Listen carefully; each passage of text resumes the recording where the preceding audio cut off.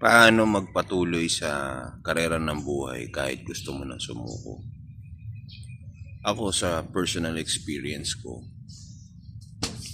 tinitignan ko yung pamilya ko, yung mga anak ko na nagsisilakihan. Alam mo, hindi kasi sapat na nabibigyan mo sila ng panggatas o ng pagkain. Siyempre, responsibility natin silang maihanda sa kinabukasan ng buhay nila.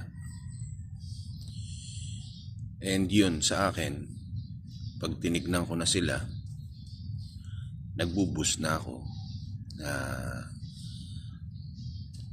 parang okay, game, let's go, lock in.